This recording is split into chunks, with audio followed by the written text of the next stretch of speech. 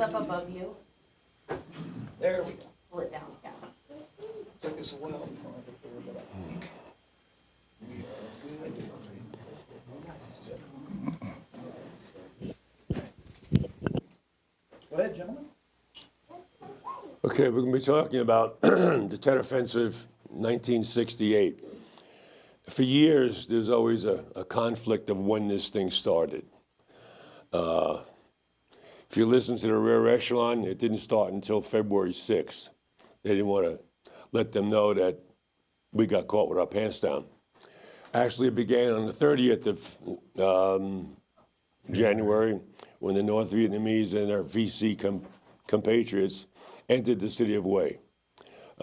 During that 24 hours, they did a lot of damage.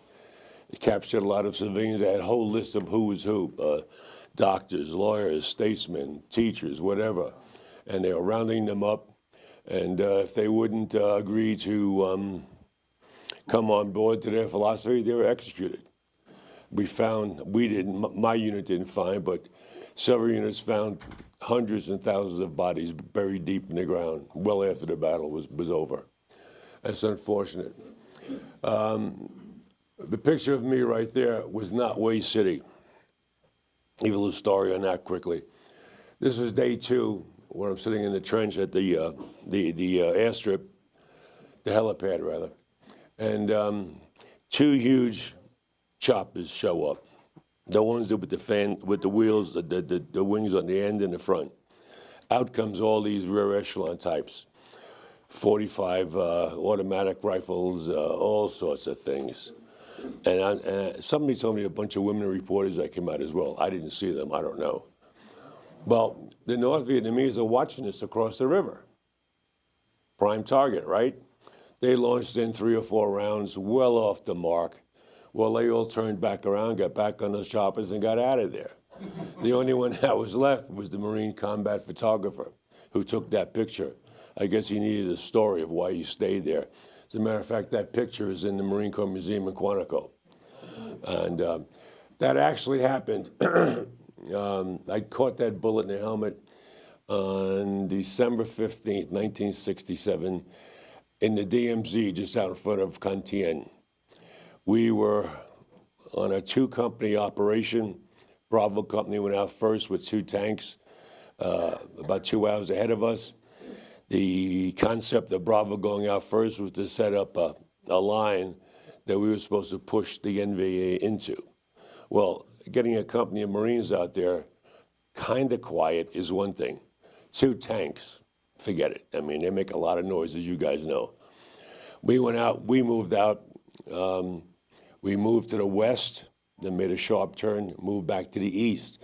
The object was to push the NVA into Bravo. Well, after about an hour and a half, we made no contact whatsoever. So they called us back inside the wire. As soon as we got back inside the wire, dropped our gear, all hell broke loose. Bravo was getting slammed. Our sergeant, our platoon sergeant, Sergeant Buffalo, came running down from the command CP, yelling, reaction force, ammo and water only. So we were running back out there. We were kind of leapfrogging, 3rd platoon, 1st platoon, 2nd platoon, just getting through the brush to get on line. 3rd platoon broke through this scrub brush someplace in there, and there they were. They were making their move to encircle Bravo, which those of you who know were up in the DMZ, that was their favorite tactic, just to encircle. And it was like either they ran into us or we ran into them, but it was like the shootout at the OK Corral. It was just going crazy. My gunner dropped down to get more ammo for the gun. I dropped down to load the gun. Next thing I know, bam. I'm going down, I'm holding my face, and I could hear my squad leader yelling to the gunner, help him, and the last words I heard were, it's too late. So, great. Anyway, you know, I'm laying there, not for a very long period of time, and back comes our corpsman, Doc Okonski, and Sergeant Buffalo. And I'm laying face down, and they said, where you hit, and I'm pointing to my head. You know, and they look, and he's running his fingers through my hair, and then I hear Buffalo say, you lucky SOB. And they put my helmets back together, put them on my head, shoved my glasses on my face, gave me my M16, and said, move forward. All right, well, my eyes must look like pinwheels as I'm staggering through the enfilade. My platoon leader screaming at me to get down, and I just stopped, dead center. And I looked at him and said, two ain't going through here. Like in my cocky accent from New York, you know. Anyway, I found the other gun, which was inoperative. It wasn't working. All right, those of you who served in the Corps, you know, a lot of times we got gear that wasn't working too well. About 10 minutes later, I found the other gun. A sergeant was crawling with the gun in his hands. Apparently, he had been shot in both legs. Now, he just joined us 2 days before. I didn't even know his name. And I ran out, grabbed the gun, got to the far right side of the berm, and I started covering fire. With that, my Lieutenant Courtney, came up. He got on the radio. His radio man was with him, and he said, "We need air support, danger close." He turned to his radio man and said, "Now get the hell out of here." So he's A-gunning for me while I'm firing the gun, and all of a sudden he's unloading all the grenades out of his pockets. I said, well, when in Rome, I'm adding the grenades out as well. So finally the gun ran out of ammo. He said, blow it up. And I said, sir, you just threw the last frag. So then it was crawling out with the gun, and it was a backbreaker. I got into a bomb crater. Next thing I know, 3 other Marines getting the bomb crater with me, and one of them took the gun from me and he gave me his 16 so I could get out of there.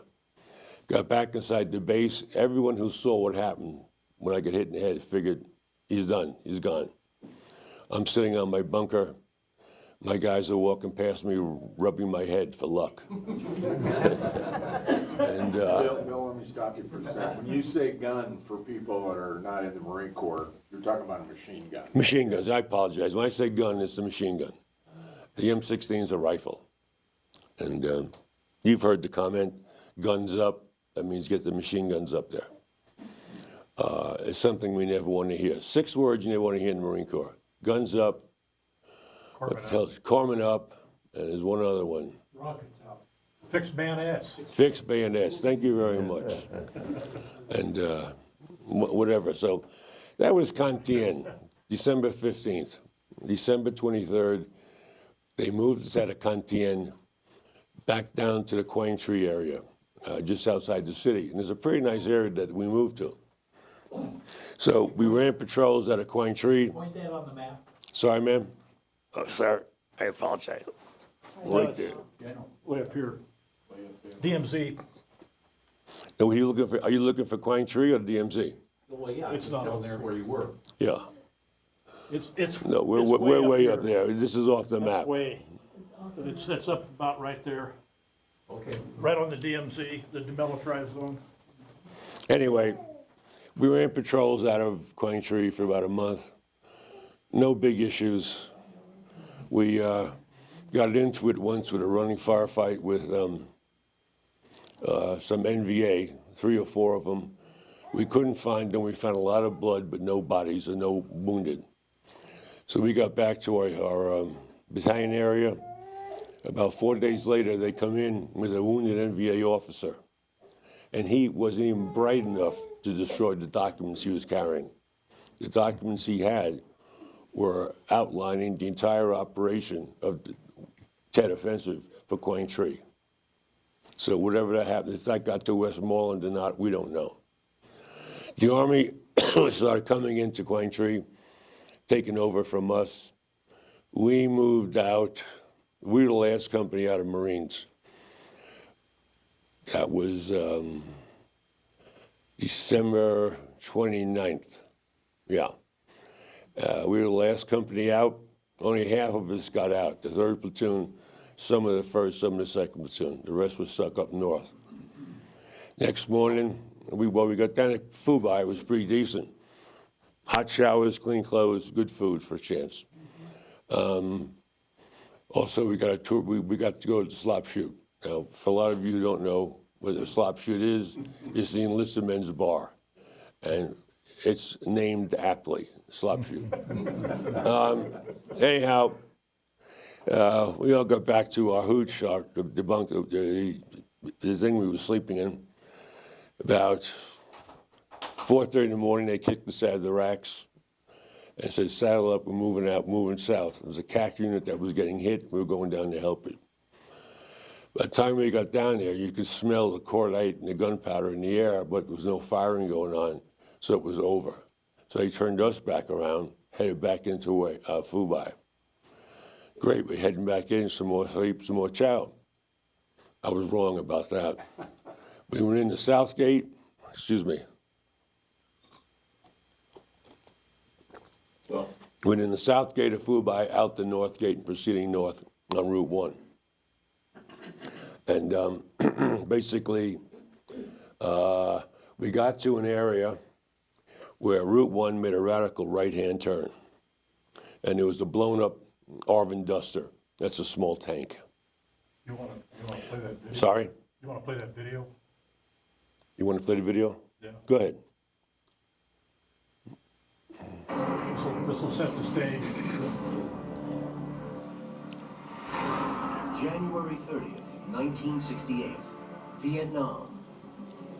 The Communist Army from North Vietnam, the NVA, launched a massive wave of surprise attacks across the south of the country, striking military and civilian command and control centers. It's the beginning of the Tet Offensive.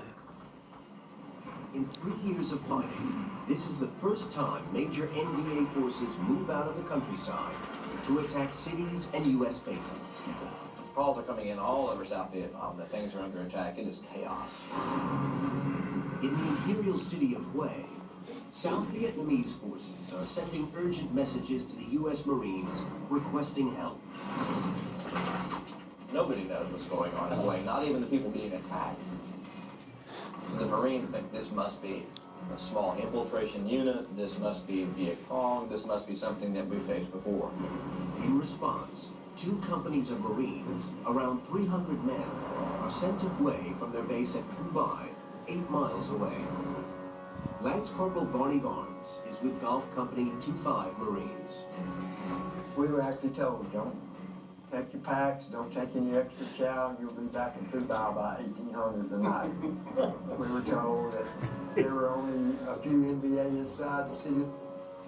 We had no idea what we were getting into. As the 2 companies approach the city's outer limits, they quickly realize there's nothing routine about what they see. Machine gunner Bill Purcell is with Alpha Company. The truck stopped. It was a blown-up tank, a South Vietnamese tank in the middle of the road. There were a couple of dead guys. One was hanging out of the turret. And the tank had burned for a while, and these corpses were pretty well charred. They could knock out a tank. There was some pretty heavy stuff going on right now. Edit, wait. Let me make a clarification here. 300 Marines did not go into Hue in the beginning. There may have been 70 or 80 Alpha 11 Marines, and I'll get to that later. 2-5, Golf 2-5 didn't join us till about 2.5 hours later, and we were very grateful when they came up the road, trust me. Anyhow, we started moving around the buildings trying to get a hold as to what we were doing, and our right guide, Bobby Velvet, came back, and he had been shot in both arms. And all he kept saying was, I dropped the 79, I dropped the 79. That's a grenade launcher. It's something we need in the infantry, you know, whether it's accurate or is that good or not, we want it. So my buddy Woody goes running out to get the 79.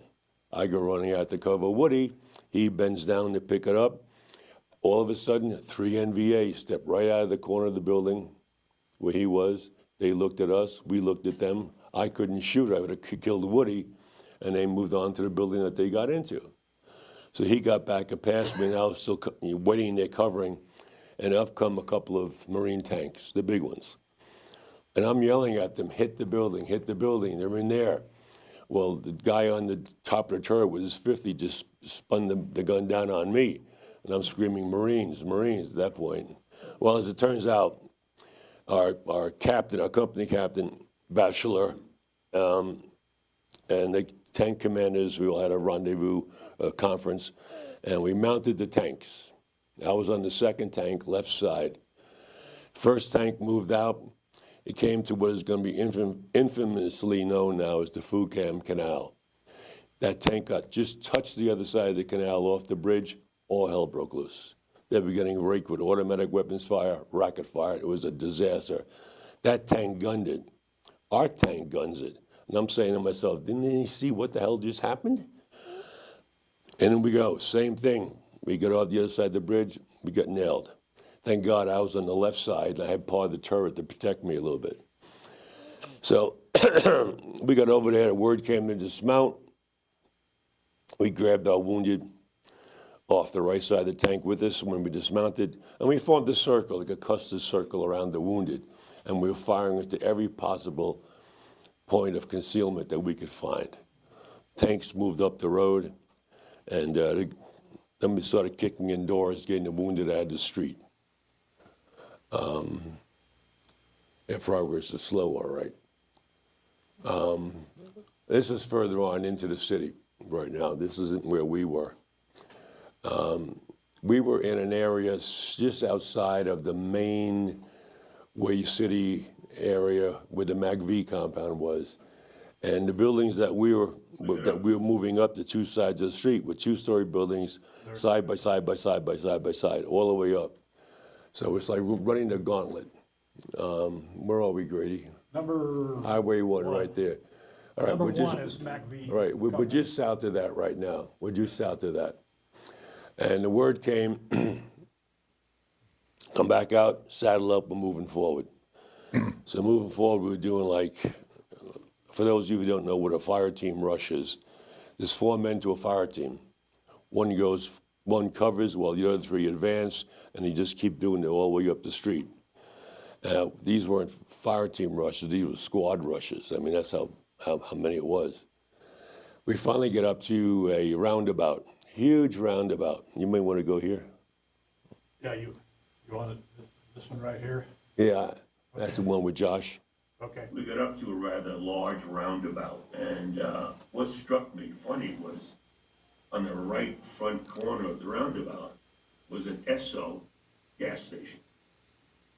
You know, I never saw a gas station in Vietnam. We had no idea of what we were facing. And right in front of that, at the roundabout was a causeway. It's chaotic. They opened up on us. Captain Bachelor was on the tank that got hit by a rocket. Word came back, Alpha 6 is down, that's Captain Bachelor. He was fighting for the very end. He made it, everything, but the corpsman that was with him was trying to shield his body and, you know, take care of his wounds and everything, but he got killed, he got shot. That corpsman that got killed protecting the captain was Hospital 2nd Fitzgerald. He's one of our 3rd platoon corpsmen. So right off the bat, we're not working with 2 corpsmen, we're now working with 1.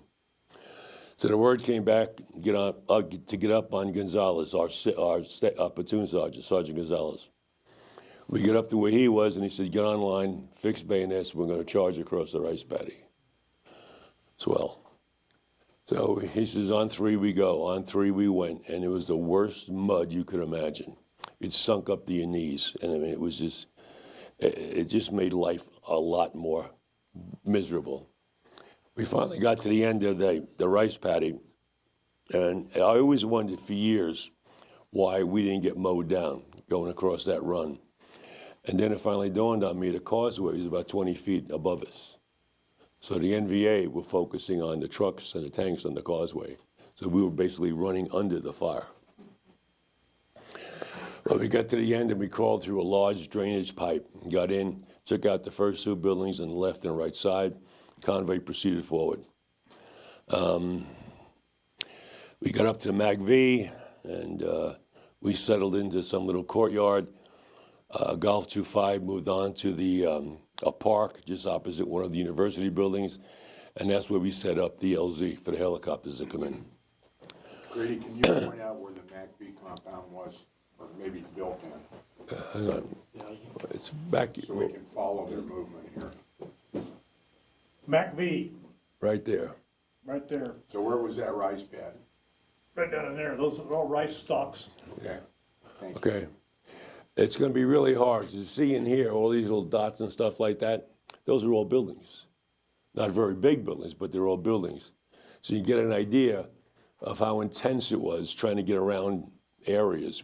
A building here, a building there. You could be moving forward, they could be moving left and right and around you.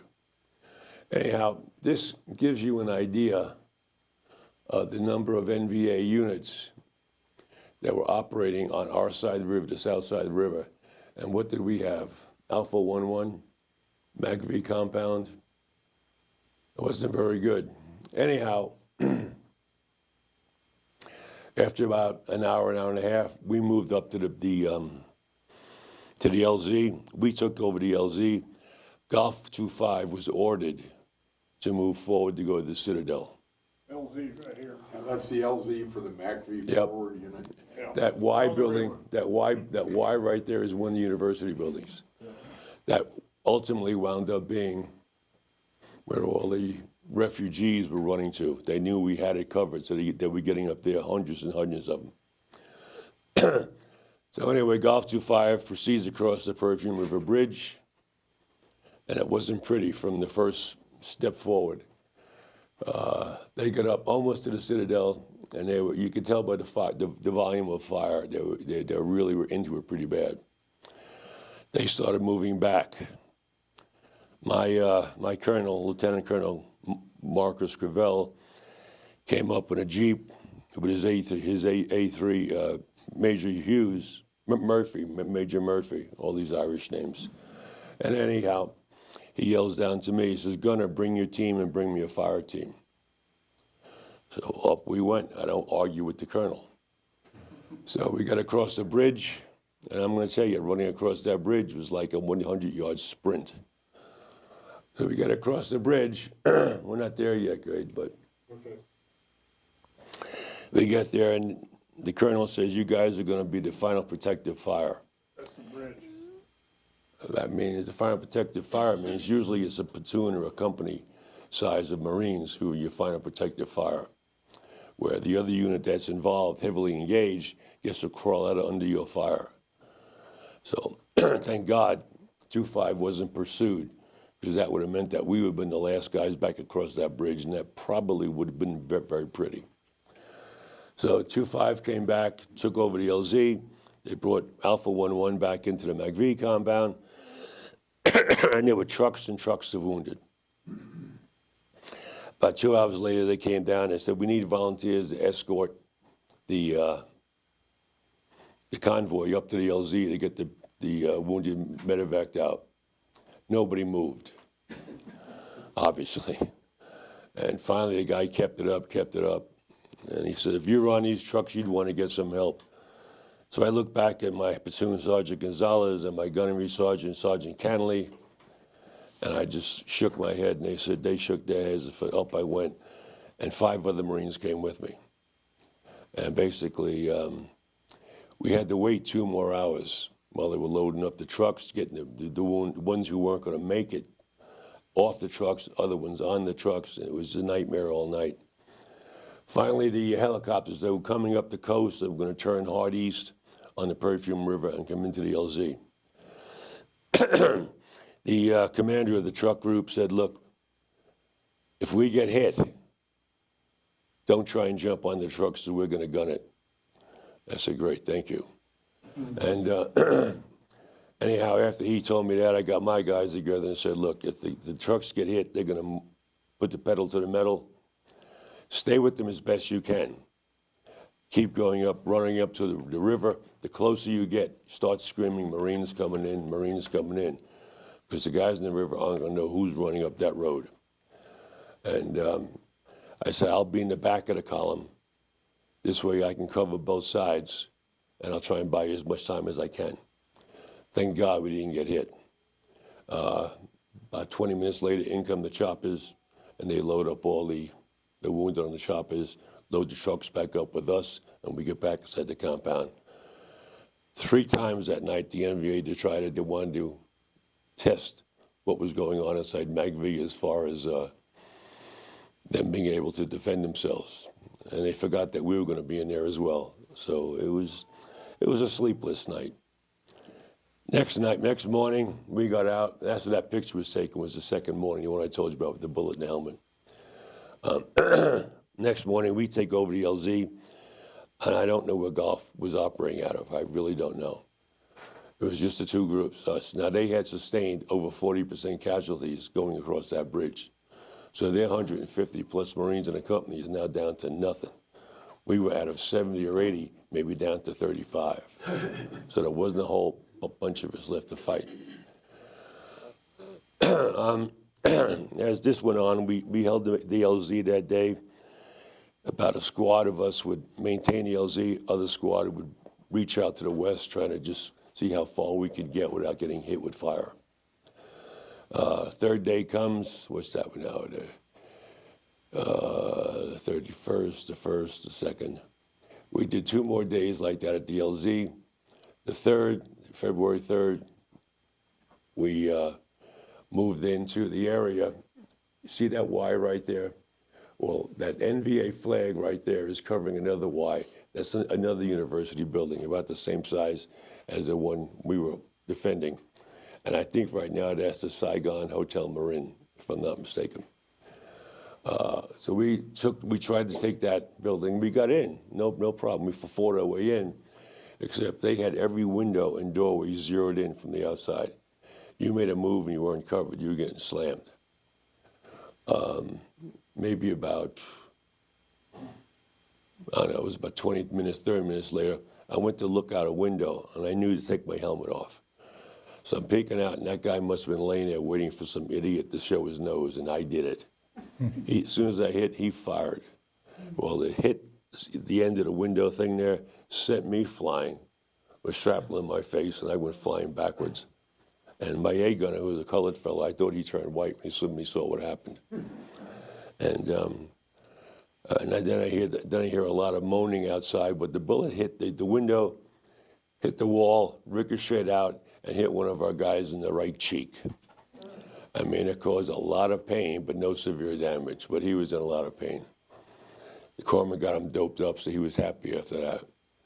And about 15 minutes later, we told him we're going to get out of the building. Another company, Hotel 25, had just come into the city. They were going to take over. That night, we spent, not at the LZ, but we spent it in an Orange police station just up to the east of the LZ. But we finally got some sleep, a little bit of sleep, but not much. And next morning, we started advancing on the Joan of Arc School. Where are we, Grady? It's the one, Joan of Arc School is right about there, yeah. Where's the police station? Huh?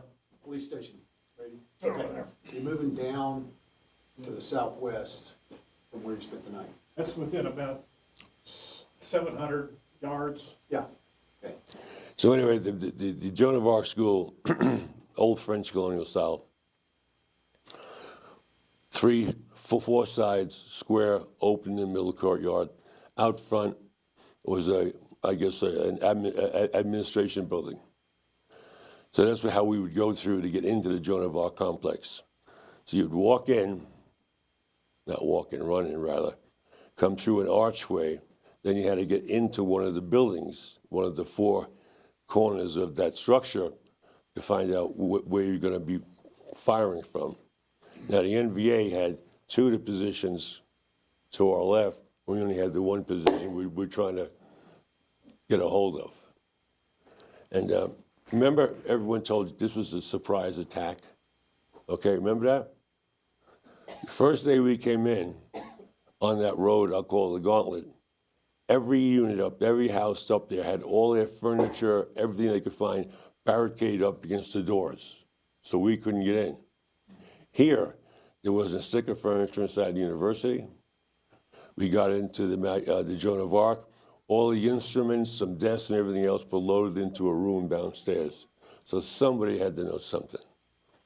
Anyhow, we get in, and the NVA were just letting us have it pretty bad. I got it down to the corner. I got up on the 2nd floor of the building, and I was using that as my firing position against that one building that was immediately in front of us, about 30 meters away. So I'm hammering away at that building. Sergeant Gonzalez is working the ground floor with laws, firing these laws. Now, the law is that it's a handheld rocket. Whether they worked all the time or not is immaterial. You just, for some reason, they were working for him that day. And he was going back and forth firing the laws. And all of a sudden, I see a flash coming out of the window I was firing at, and I knew a rocket. And I yelled to my guys, get down, rocket. And we all got down. It arced low and hit Gonzalez. Killed him almost instantly. And that was a hell of a loss. He was one hell of a platoon sergeant. That's his mother right there with Sergeant Major Cannelly and President Trump, where Sergeant Major Cannelly received the Medal of Honor. Anyhow, coming toward the end of the day, what do you got? You want to play that little video there? Yeah. You ready? Yeah, I'm ready. That's a law across that guy's back. Few rows there, we ended up with 2 Medal of Honor recipients in Sergeant Gonzalez and Gunnery Sergeant Canley. Sergeant Gonzalez was killed on February the 4th. We were in the Joan of Arc School building. Opposite us was a one-story piece of the building where the NVA were. We were under heavy attack. So I got up on the second floor with a stairwell, and I was firing out a window. Sergeant Gonzalez was running back and forth, and he was firing laws, rocket-propelled grenades. I was in the second floor of the Joan of Arc building and I saw the rocket. I saw a flash come out of the window that I was firing at. I knew it was a rocket. So I yelled to my guys, the rocket, get down.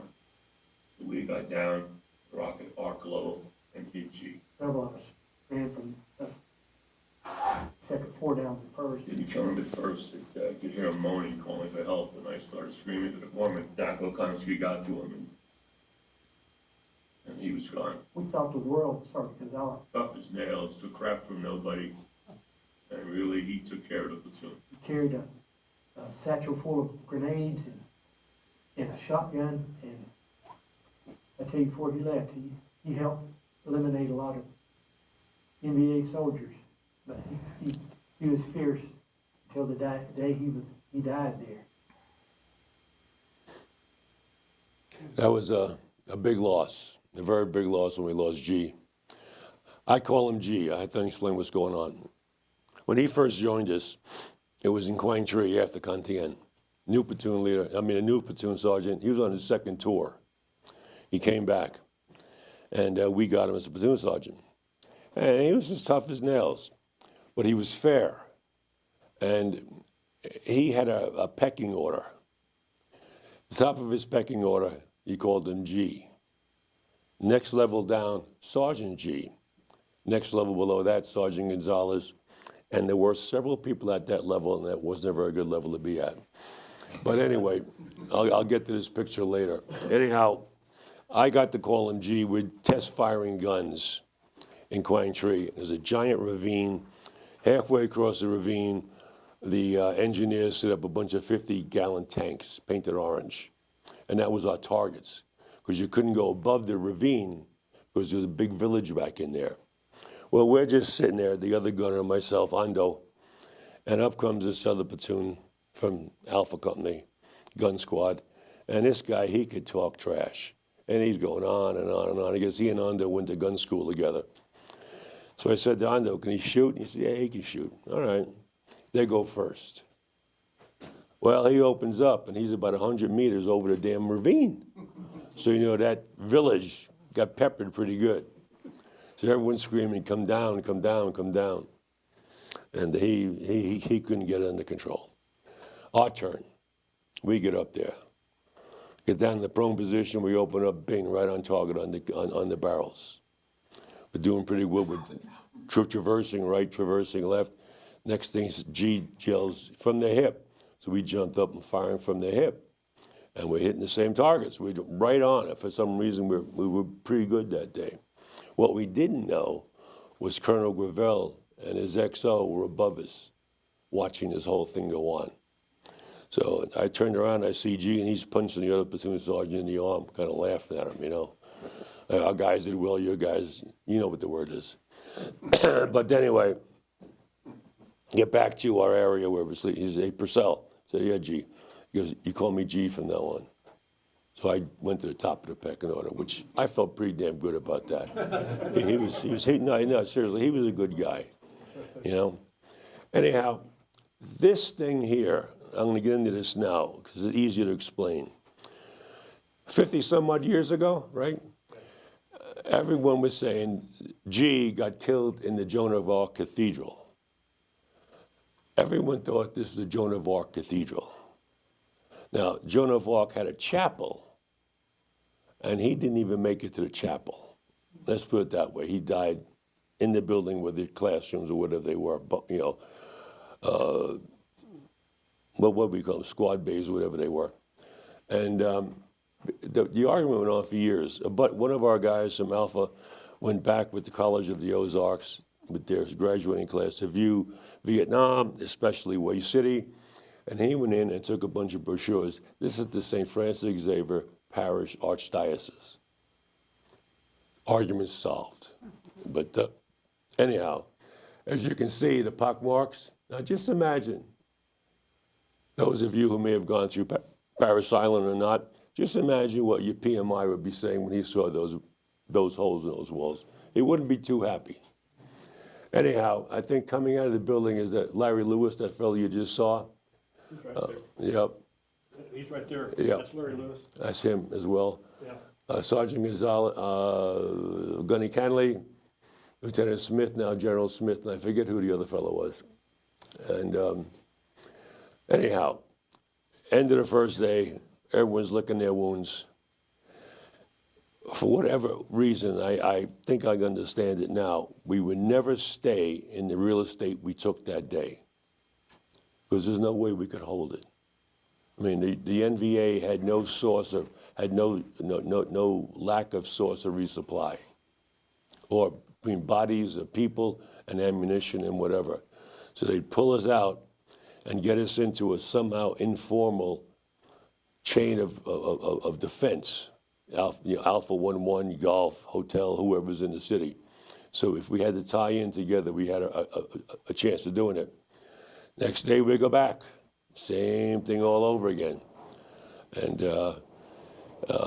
by that time, Lieutenant Smith got down from Quine Tree with the rest of Alpha Company and replacements, and we were able to finally take the school. Got chased the NVA out, and whatever. But that was a good day. I forget where the hell we slept that night. I gotta be, I don't know. It could have been in the street. Anyhow, next day on to a new adventure. That not the Joan of Arc, but that Xavier, St. Francis Xavier Cathedral. It took us 4 to 5 days to take that, because I was showing someone here all those little dots. Those are all buildings, alleyways, this, that, and the other thing. So you're moving one way, and the NVA can be moving the other way. And it was, give an example, I was gunning for a squad looking to try to find a way into the cathedral other than the front road. And we got to a section where there was a hole in the wall. We went through the hole in the wall, you turned hard right, there's another covered up area, 2 buildings with a roof over it, was wide open. And 3 or 4 guys got through, automatically they got hit. And they had a radio, so we didn't, they had the radio. We had no idea how bad they were. And with that, I hear a voice, "Get me out of here, get me out of here." I looked around real quick.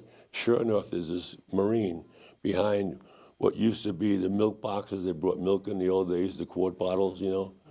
I mean, he took the concept of getting small to a whole new level. So I said to him, I said, "Where's it coming from? Where's the fire coming from?" He said, "There's a window halfway up the wall in front of me." I said, "Okay, when I open up, get the hell out of there quick." So I opened up, he got out of there, and as I did that, we started taking fire from our left rear, further behind our flank, left flank, so we were being outmaneuvered. So whoever was running the squad pulled us out of there, got us back to the gunny. Now, we had 4 guys wounded. They were in communication with the gunny. The gunny told me, "Get up on the roof, cover me." Lieutenant Smith's going to take the 1st and 2nd platoon up the road and try to draw the fire. Provide them cover fire at first, just do it until we say cease. And I'm doing that. I'm banging away at these windows. And then it has ceased fire. And then when I turned to watch what the gunny was going to be doing, he blew a hole in the wall, an outside wall, a perimeter wall, got up to next to the building where these guys were, blew a hole in that wall. Next thing I know, out comes the gunny. One Marine over his shoulder, one Marine under his arm. Now the gunny was a big man. And it was amazing. That was one of the write-ups for his Medal of Honor. Really well deserved. And we got back, and then sure enough, we pulled back out of there and head back. That night, we slept in the Joan of Arc school. Next day, back again, trying to take the cathedral, trying to move. And now we're moving, excuse me, to the left, getting up to close to the cathedral. And we just about got there.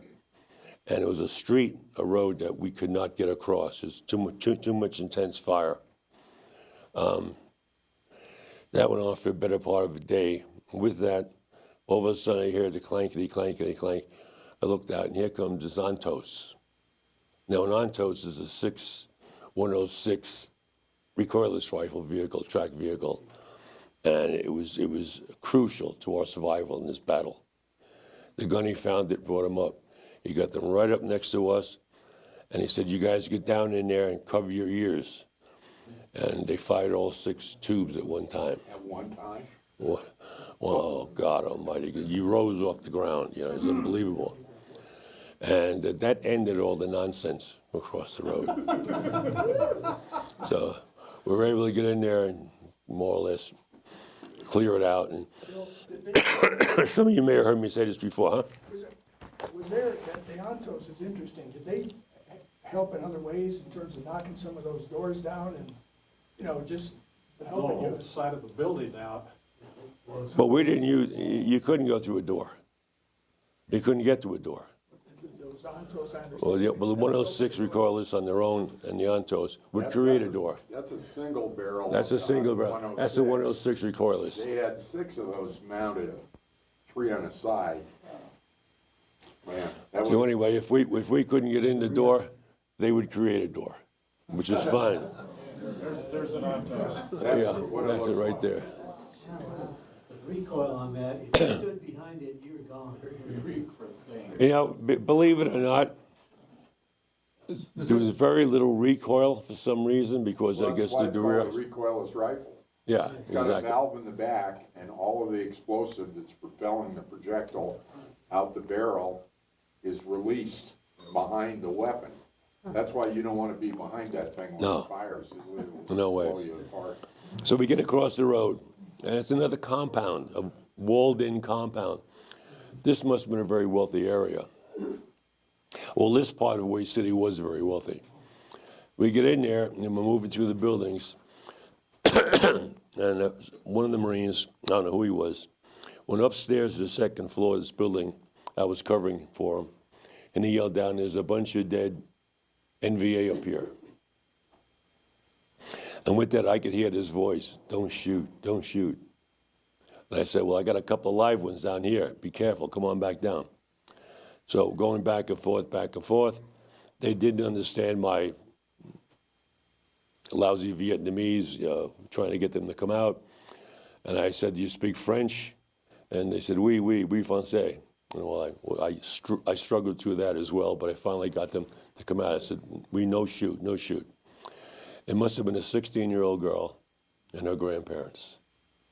They had been down there in that basement since day one, going through all this fighting. So you can imagine what kind of hell they went through. I mean, they couldn't stop shaking.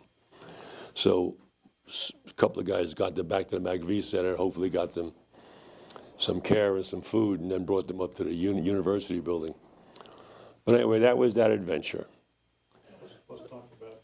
Let's talk about Don here for. Go ahead. Don. You want the seat? You can have the seat. I can stand. You stay there. Bill probably talked about it, a lot of it. Not a whole much to say right now. I got there Christmas Day of '67 in Da Nang, and the end of January we started getting rocketed, and we found out what was going on. So they sent us up the way on a couple of ships and landed there, and our purpose at Way was to help the Marines out whenever they got fired on. We'd knock the building out. And so there are a lot of buildings destroyed up there. I was 17 when I first got over, 18 when I first got over there. That picture is probably 19. And we captured a couple of carbines from Way. We got up there and we worked with the Marines.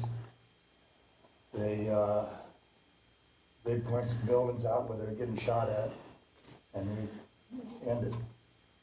And we'd shoot our 90 millimeter at over there at 50 caliber.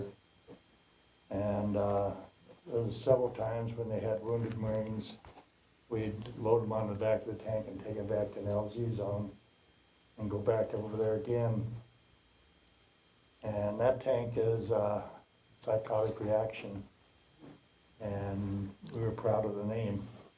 It really put a lot of shock to people when we fired on them. There's a song about psychotic reaction. Yeah. Back to the 60s. Oh, yeah. And we named all of our tanks and everything. One was psychotic reaction, one was boom boom, one was assassin. Tank 24 never got a name because it got knocked out before it had a chance to get a name. It got knocked out up at Way, hit a mine. And me being a driver, I was a boot. I tried turning a corner one time, ran over a car and flattened it. And so they decided to make me a gunner for a while. So I didn't know a whole lot what was going on outside. I just, as the tank commander, he could aim the turret where it was going to, and I'd zero in on the object and fire it then. And so, people that got all the action and all the stories were the grunts. We just sat back and helped them out. We worked with Arvin one time. They wanted us to let the Arvin cross this bridge and get credit for taking the bridge. But they got about halfway over and got a couple rounds shot at them. They came running back. What could we say? So we went over there and took it for them. Sounds about right. And they came back over it and crossed the bridge in their starch uniforms and good shine shoes. And we didn't have a whole lot of respect for them at the time. There was a lot of, we got stuck in a canal one time trying to cross it. My tank commander told just when I was a driver, he told me to cross it. I said, you'll get stuck. He said, oh, let me show you how it's done. So he popped in there and he got stuck. It took 3 tanks to pull him out then. That was with us. All the Marines, they weren't too happy because they had to stand over and protect us for a while.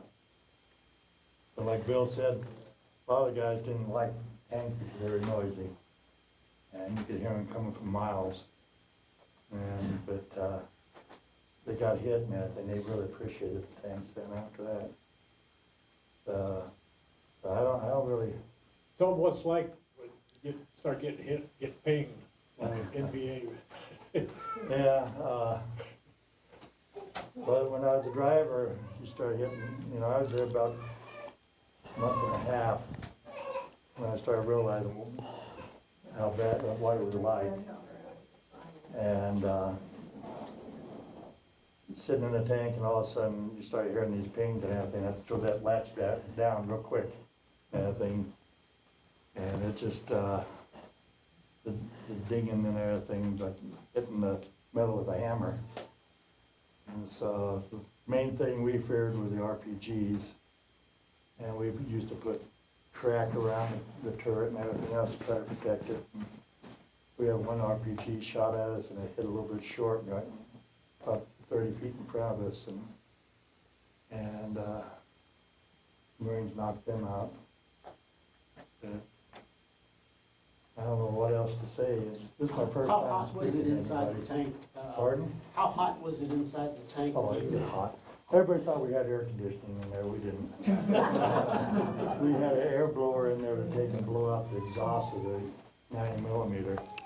But, it was just miserable inside there. What was the most vulnerable part of the tank? The turret, The turret? yeah, the back part of the turret, Back part? because that was, the drivers were probably the safest spot. It was the heaviest armed. But towards the back, The driver is right there, towards the right? back of the turret is the less Is armed. that the driver right there? Yeah. Yeah. So, but they'd always tried to hit the back, 'cause that's where all the 90 millimeter shells were. And we had 60-some rounds stacked up in the back of the turret, and so they were always trying to hit that back of the turret. And, you know, I saw a couple of tanks where the turret was just blown off the tank. How many months did you serve doing that, or how long did you do?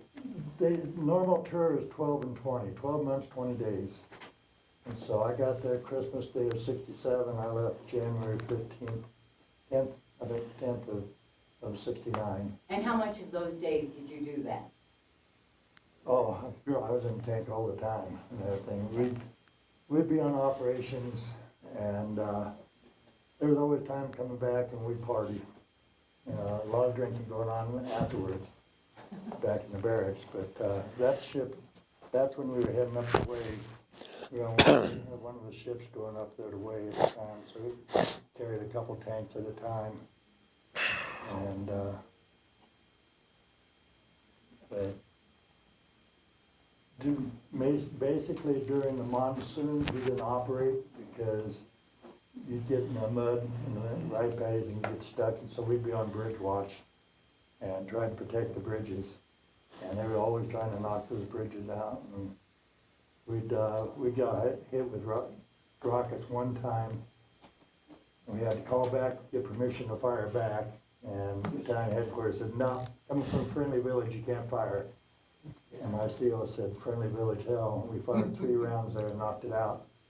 And then the battalion headquarters says, okay, it looks like you're right on target, go ahead and fire them out. And so, but the only time you could take and shoot anything was if you're on an operation. They drop pamphlets and let everybody know that we're coming in. And, you know, so they set up all their booby traps and everything before we got in there. But, you know, anything else? No, let me chime in here for just a second. Yeah, that's what I'm Don's, thinking. Don's 3 tanks came, I'm Grady Birdsong, I was there also in the aftermath of all of this with 1st Battalion 27 Marines. That's me when I was 12 years old. That's Boom Boom and Psychotic Reactions in front. They came out and helped us, and he was talking about that wasn't tank country where we were at. It was the canal area.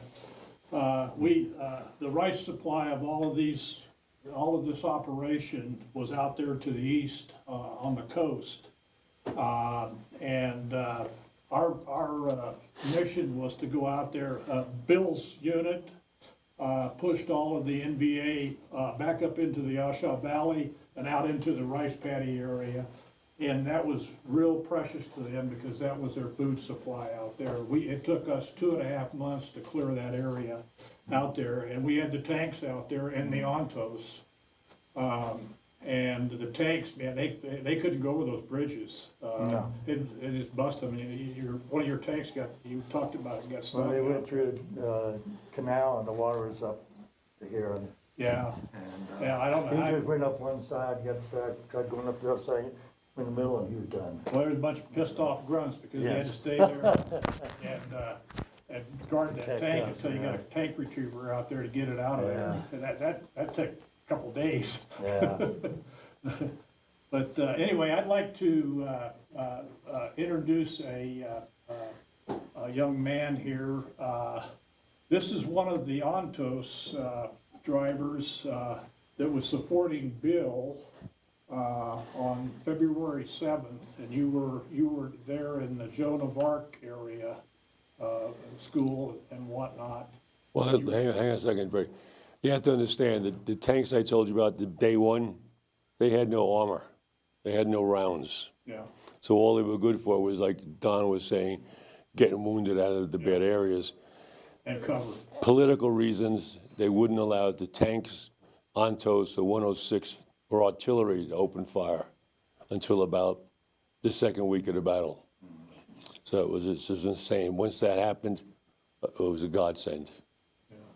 Well, anyway, this young man was driving an Ontos on February 7th, escorting you guys. He was killed, KIA. His nephew is here with us today, and we'd like to honor him. Tim Hall brought him. Tim is one of our Marine brothers.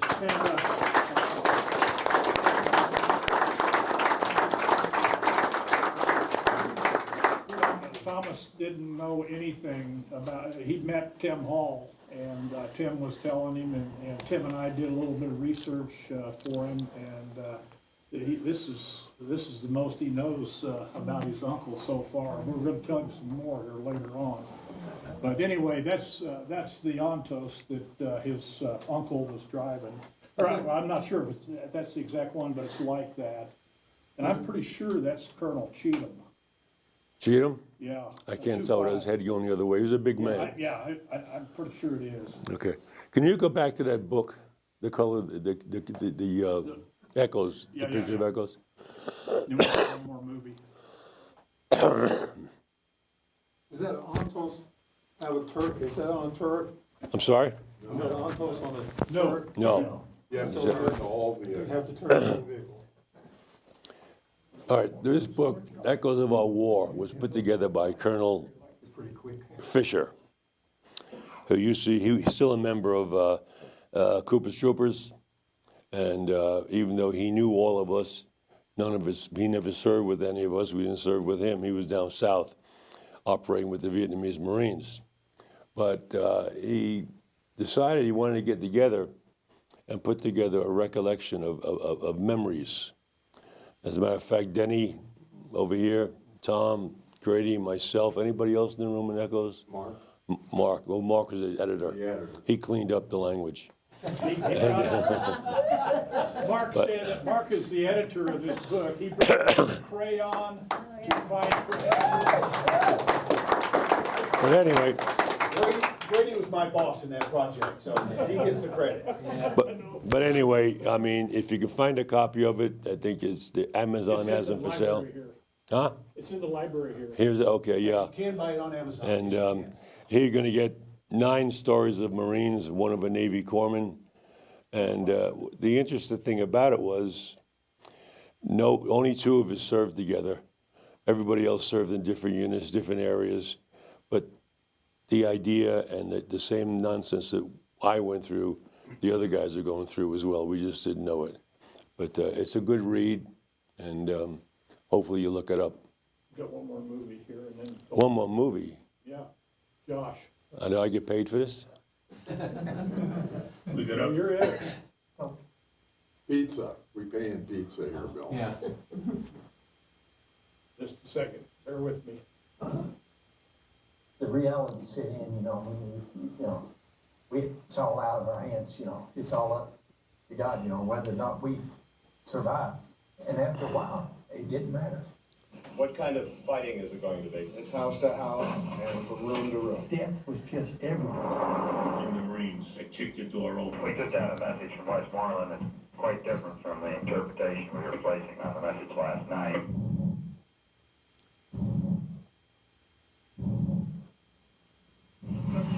Over time, what we did became pretty legendary if you really think about it that way. What year did you see this? Probably in the 80s, I know. Yeah. And so you'd never seen that picture of you before? No, I sure hadn't. Sitting in Larry Lewis's daughter's kitchen in Ringgold, Georgia, talking about the war in Vietnam. And when you look at that, what do you think?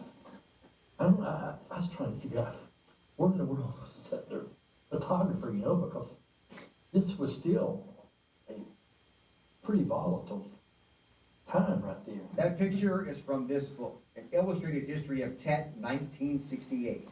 Right there on page 117. That's the church right across the street. Larry Lewis, the bottom of the photo. On the floor, behind a door, in front of an altar. Ace of spades stuck to the side of his helmet, in the middle of one of the most infamous and often misunderstood battles in U.S. military history. There's a certain period of time that just clicked, you know, I have no control over this, you know. I really don't care anymore. I have talked to Larry Lewis many times over the years, and most of our conversations have centered around one topic. Waste City. You bury it and you figure that it'll stay there, but it's like sewage. Over the years, it's kept seeping back up. Grady Birdsong. Thanks for doing this. I appreciate it.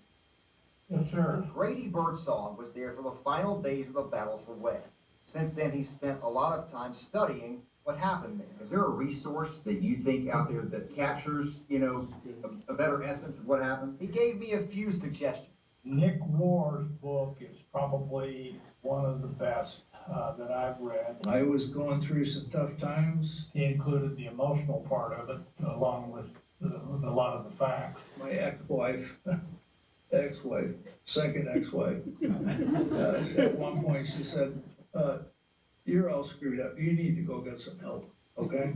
So I did. But he realizes after months of telling his entire life story, he's not telling the therapist anything about the war. He says he's blocked it all out of his memory. It told me, wow, there's something really screwy up here, okay? But then his father passed away. I didn't shed a tear. I didn't mourn at all for my father until 2 days into that, before the burial, my oldest brother said, you know, I don't know anything about what you experienced in Vietnam. Would you tell me? And at that moment, all the memories came back. All the memories came back. And I was overwhelmed. I remembered everything. The therapist told him that he should take all of those memories about the war and write them down. It took him 13 years. So the first time I tried working on this, you know what I did? I went in my living room with a bottle of tequila and I turned on a tape recorder.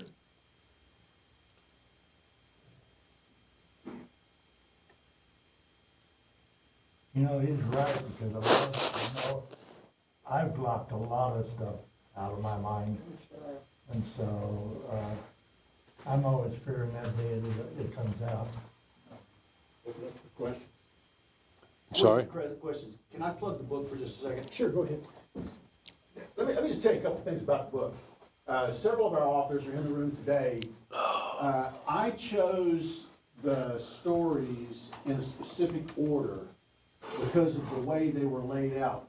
I opened the book with this guy's story. This is not a Marine. This is a Navy corpsman. He might as well be a Marine. He was actually embedded with the Marines. That's the way they worked it. The Navy corpsmen came in, were embedded with the Marines. Didn't he carry a rifle? He was a medic. He was supposed to be taking care of the wounded. And he tells such a compelling story of what it's like to be underneath the bush and see the bullets hitting the branches right over your face. And that's how I opened the book. Another one of our authors. Chapter 1. Where's the one I'm looking for? Let me just look around the room. Grady is the historian of the group. He tells enough about the battles, but he's the granular guy. He takes all of these other stories and puts them in a historical perspective. This guy right here, his story starts as the common man, and this is Tom. He takes a common man and puts him into a trail in an ambush, and for how many hours was it? 36 hours, 18 hours, somewhere between 18 and 36 hours he's on the trail. And he brings all of that down to a place where the reader experiences that in a way that is so compelling, it grabbed my soul, and it did everything I could. It took everything I could to express what he had told. This guy, I don't have the book in front of me, but I think I put Bill number 2. Now, if you want to know what it's like, he won't tell you this, but part of his story, it's in the book, is what it's like to get blown up by a mortar. Now, try to imagine that. Bill's standing in front of a storefront. There's a glass storefront. He sees a flash, thinking something's going on inside the building. It was a mortar being blowing up. He sees the reflection before he flies up into the air. That story's in the book. I'll tell you one other story. Are there any other authors in here? Am I missing anybody? There's one other guy who's not an author. This guy right here. Now, Bear was a fighter bomber pilot over there. And the reason I want to bring this guy to your attention is because he tells the story of the meaning. Now, for 50 years, Bear carried the burden of thinking he was the only one. Now, something I've observed, and all you guys who are veterans will validate this, you can't talk to anybody. You can't talk to anybody who wasn't there, because they just can't relate. You can use the words, and they'll nod their heads, but they just can't relate. So you guys, I know you guys all just stopped talking about it 40 years ago. Go ahead, Jim. And just remember, Marines never cry. That's the name of a book. That he wrote. That Tim wrote. Tim was a transport pilot, a truck driver over Vietnam. And he tells, let me put it this way, it's historical fiction. It has to be historical fiction, because if he told the real stories, he'd be in trouble. Well, if I put my name in it, it was somebody else did that. Yeah. Very, very good read. Let me go back to Bear. For 50 years, he couldn't talk about it. And then this book came to him. And he read the story of these 10 other authors and realized for the first time that he was not alone. And it allowed him to lay down that burden of guilt and loneliness. So I commend the book to you. I was honored to be a part of it. Grady, thank you for bringing me into the project with Colonel Fisher. You made it readable. I learned, when I heard of the Tet Offensive when I was in the 7th grade. And as a middle school kid, that's all I knew. There was a Tet Offensive. I didn't know what it meant. But through this project, I learned. I'll never get back up this now. So, again, I commend the book to you. These guys bared their souls. It's a tremendously valuable historical record of what really happened. So, it's available on Amazon. The one thing about that book that I found fascinating was that none of the 10 authors, we never talked to each other. We were just told by the colonel, write what you feel, etc. And when it came out, it was first, I'd never read anybody else's stories, no one ever read my story. How similar everyone's thought process was during that war. You could have been a pilot, you could have been, a grunt, you could have been an on-post, but how everyone thought the same thing, even though we weren't ever together. And that was amazing, that how similar we all were, even though we never talked to each other about it. Yeah, I noticed the same thing. It was really quite remarkable. Yes, ma'am. Ugh, sorry. Echoes of our war. Vietnam veterans reflect. It's in the 50 years library over here. Thanks for the minute. Appreciate you guys.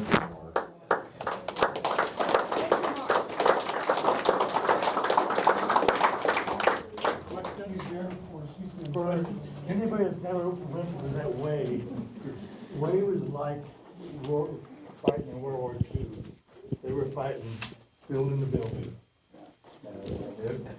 With me in tanks and that, a lot of times we were in the jungle, supporting the Marines. But way was a different thing all the way around. Yes, sir. Your training as a Marine, do they really emphasize this building to building and what you ran into? Do they actually cover that in your training? Well, yeah, and, you have ITR training, intensive combat training.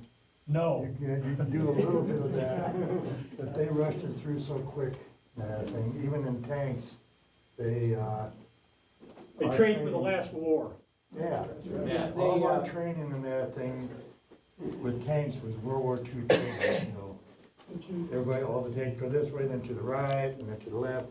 And once I got into Vietnam, they told us, forget everything you learned in tank school. This is the real training here. And On the job training. They don't train you for the reality of war. No. War trains you for the reality of war. You either are lucky enough to survive it. Yeah. Skill gets you so far, you gotta be lucky too. And we've always been guilty of preparing to fight the most recent war instead of the next war. And that's what made us so mad, is that any time we got hit, we had to get permission to fire back. We should never have had to get permission. Yeah, the people that make the rules of engagement are not in the fight. Any more questions out there for Bill or Don? This is not a question, just a comment. I want to thank all of you who served, because I have always I didn't serve. I was a young mom, in Brazil. I don't think so. But I have always had just a lot of anger about that time in history when the veterans came home and were stormed, and the whole country was just crazy. I remember World War II, and that was patriotism and the whole thing. And I'm thinking, as I'm sitting here, that must have just added to the trauma of living with what you went through, to know people weren't even supporting you. The country let you down. Just my comment. So Grady describes that in a very, very vivid part of his chapter. It's in the book. Yes, ma'am. Okay, Yeah, well, my comment is, it was worse coming home than was being over there, because we couldn't fight yeah. back. Would be in jail, It kill was- somebody. It was horrible. I was just angry and. For years and years, Because, there's a lot of people who didn't even know I was in the service. Speak up. Not until, In 2007, there was on the public Channel 6, I forgot, NPR, talked about Vietnam. And they had the head propagandist for the North Vietnamese, who stated, "We knew we couldn't win the war in Vietnam. We had to win the war on the streets of New York City through the propaganda." more protests that was happening back here, Jane Fonda going up north and everything, that's just fuel there. They knew they could outlast us. That just angered me, and then people supported her, but don't get me going. Come on, let's get you going. So, interesting comment I remember hearing, excuse me, during the Battle of Fallujah in Iraq in 2008, Marines were going through there doing a lot of the same urban warfare, a lot of the same urban combat. And at least that was one place where I guess the Marine Corps was starting to kind of pick up some information and learn from the past, because a couple of the brigade commanders had referred to some of the veterans who had fought at Hue to kind of get some of the idea of the tactics that they would need. So there is some learning going on, thank goodness. Anyway, I wanted to thank Bill and Don especially, Grady for helping us out with this as well. It was an excellent, very informational, I think. I really learned a lot here, and I'm sure a lot of you did too today. So thank you very much from the Broomfield Veterans Museum. Greatly appreciate you being here. We have one of our challenge coins to give each one of you there. Bill, one for you. And one for you there, Don. Thank you very much. If there's any other questions, or if you'd like to talk to these gentlemen, I'm sure that they would be fine with sticking around for a few minutes afterwards. So, thank you very much.